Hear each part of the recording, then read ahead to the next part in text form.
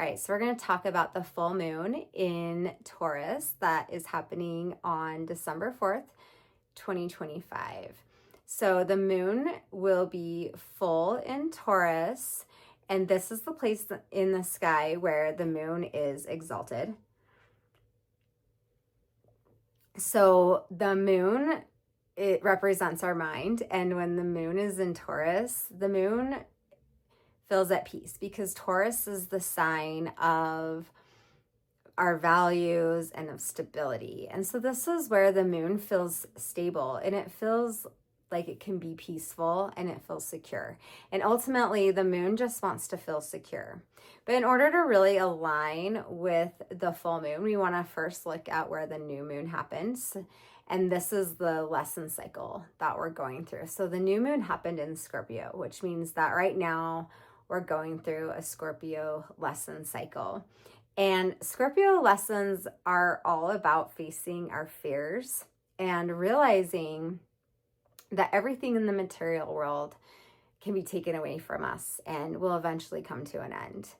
And so when the new moon happened a couple of weeks ago in Scorpio, many of us were probably feeling very insecure, very unstable, and probably feeling overwhelmed by our fears. And now here we are with that like exact opposite pole where the moon feels the most stable and it has the most positive energy to give. And so ultimately, the Scorpio lesson cycle is going from facing our fears to finding stability and peace, even though we realize we don't really have control over anything but ourselves.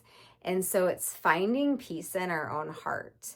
And when we want to align with the full moon, we want to celebrate the world around us and receive. So all the moon ever does is receive.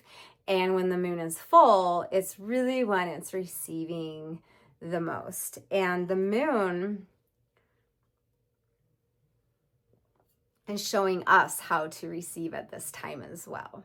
And so this is when we want to look at all of our accomplishments, all of the things that we've been working on over the last 2 weeks in the Scorpio cycle, and then just even over the last few years, and recognize all the wins that we've had and celebrate all of the great things that we've manifested into our life. And really receive that good feeling of all of your accomplishments. And then this is happening in the nakshatra of Rohini. So Rohini is considered the moon's favorite nakshatra, and it represents passion and love and beauty. And if people have planets in the nakshatra of Rohini, they'll be beautiful, they'll want to create beauty. And so this nakshatra represents us creating what we love and bringing that beauty into the world. And so Rohini is considered the best nakshatra for manifesting.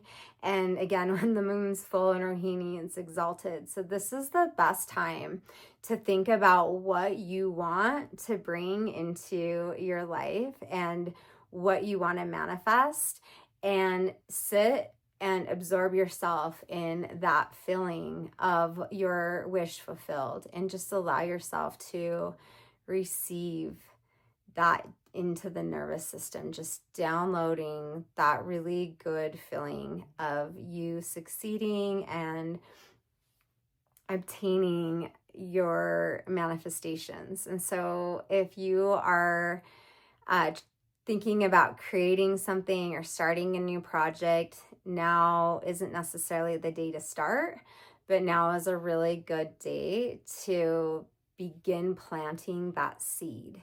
And then as the moon starts to wane, it's losing its energy. And so we're moving back towards the darkness of Scorpio, which will land the new moon in Sagittarius. And so we're kind of moving through this time. And when we get to that dark moon, we start to feel unstable again. And this dark moon will be happening again in Scorpio, where we're going to feel that debilitation.